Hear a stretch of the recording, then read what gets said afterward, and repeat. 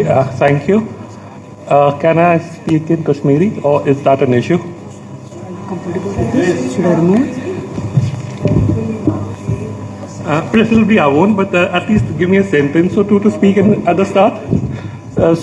Generally, let me start by saying that maybe this is the end tie of everything that we've been saying so far, but it isn't.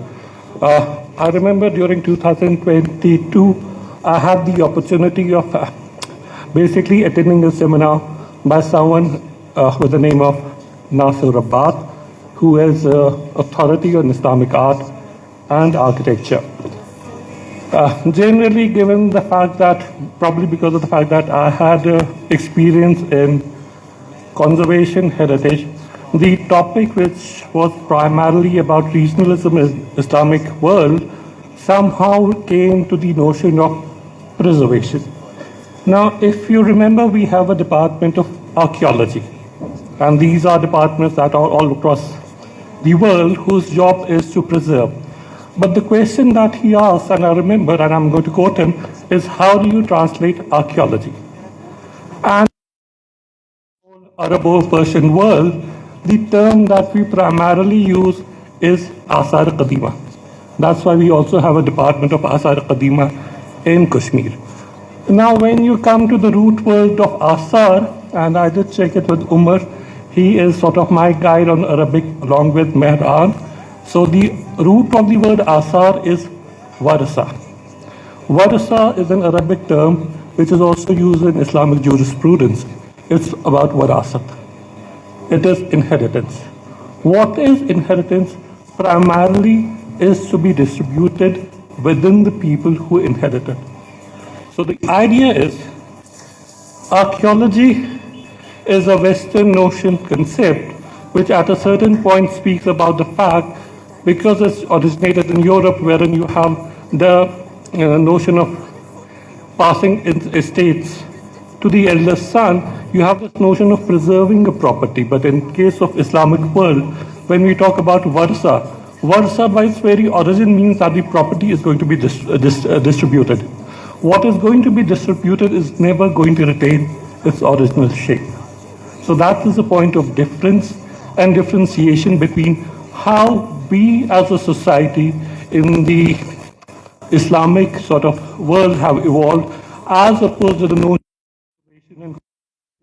that comes from West. Now, this is a very brief presentation. I'll try to make it as brief as possible. This is something that I found very interesting, which is, and I'm going to read the whole of it.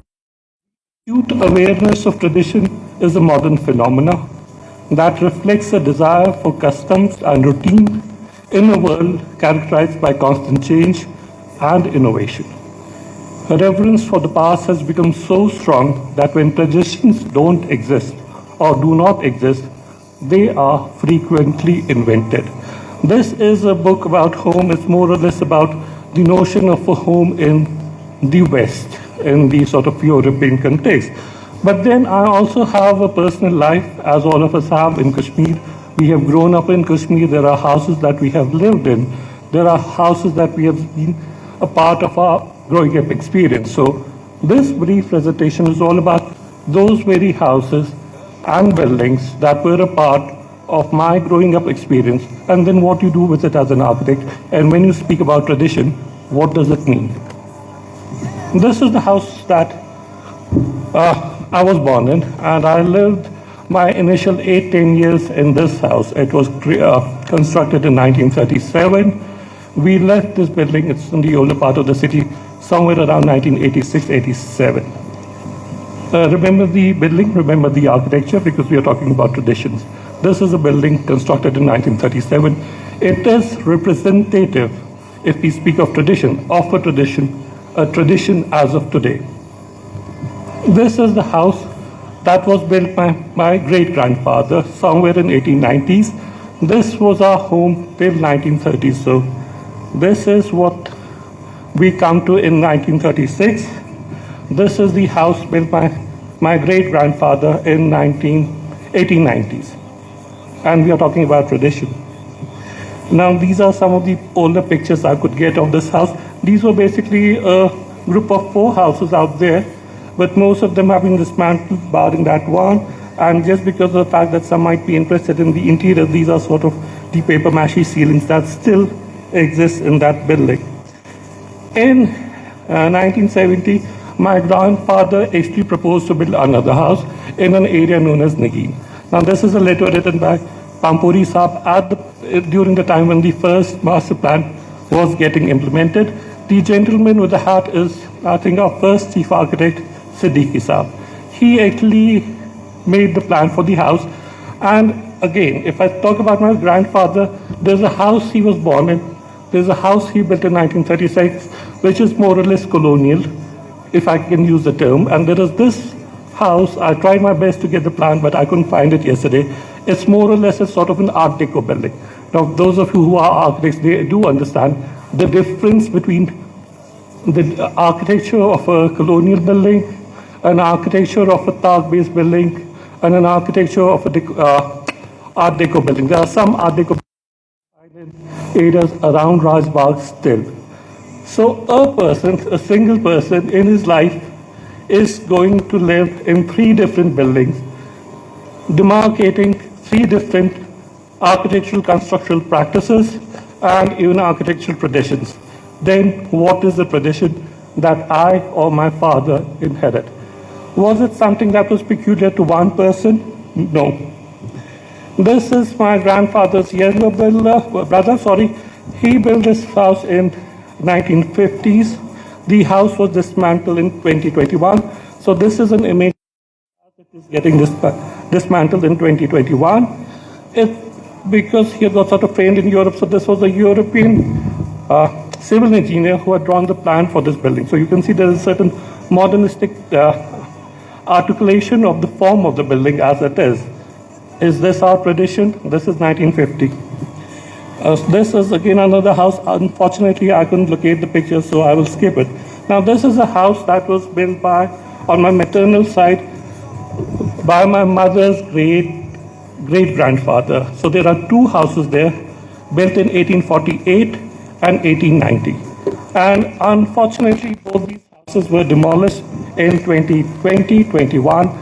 I did try to argue with my cousins that you can let them be, but unfortunately, they just dismantled both the houses. And they were in a decent condition. This is a house again. Now I'm coming to my relatives. My uncle's house, it is constructed in 1943, but it was extensively renovated in 1971. So you can see the roof, which is what we call the star bomb, the A star or the Russian bomb. Those of you who know about the architecture will remember that during the period from 1970 to 1980s, this roof form became very popular in a certain segment of Kashmiri society because of the fact you also had a huge hall at the top. So if you see the ground floor, the actual building is something like this. So there are 2 bungalows that were made in 1943, and on the right, one of the uncles decided that he wants to do away with the low roof and have a hall. So again, if you go across Srinagar and if you go across the older parts of the city, there are many A-star Russian bomb houses. Is it a part of our tradition? Which brings me to another house, which was another uncle. He was an engineer. He constructed it in 1984. I think the architect was Jilani Saab, late Jilani Saab. So those of whom are aware of the architecture can recognize the style. So this is again something that you'd find in many buildings that were being built in around 1980s, specifically some of the local architects that we have there. Which brings me to my own house where I live today. It was built in 1987. So if you see, there are 3 or 4 houses that are a part of my family's tradition. Where do we stop? Now, I'll make a small pause here. In 1999, I came back after completing my graduation, and the first thing that I did as an architect was actually just recolor the house. So this was white, and it was a sort of a purplish color for the window. Everyone at the home was aghast at the idea कि ये क्या कर दे, ये रंग सा करा. In fact, the painter said, "You should basan thoda phatit rang, the window purple color." But the question was, I had an idea that because the house was sort of, there were many lilac plants and bushes in and around the house, So you could pick the reference from there, but this is my one addition there. And recently I did a small outhouse there. Which brings me to the question, because if we see even today, a majority of the construction that happens in Kashmir is residential architecture. And as Mehran said, and actually went into the idea of the architectonics of the building, why do we build houses? And what is the basic idea which drives our desire to build a house? There are many people here, some of us might be architects who actually worked in the field. When you go to the client, what does he mean when he says, I want a house which should look like this? And has tradition ever been uniform? If I use the same example of the 4 generations in my family, from my grandfather's time to my time, there have been variations in the way we build. And what we have inherited from, let's say, 1880s, these dark buildings that everyone talks about, they're also representative of a small time frame within the evolution of whatever is Kashmiri. So at the end, what I want to say is, house is something that you use. House is something about adaptation. House is about cultural continuity. But what makes a home is, in the end, aspirational quality. And no matter what we do, at least in the residential architecture, the aspiration should be left to the client. The aspiration should be left to the architect. They can make ugly buildings, let them make it. Don't put a guideline on how we want to make our homes. Thank you.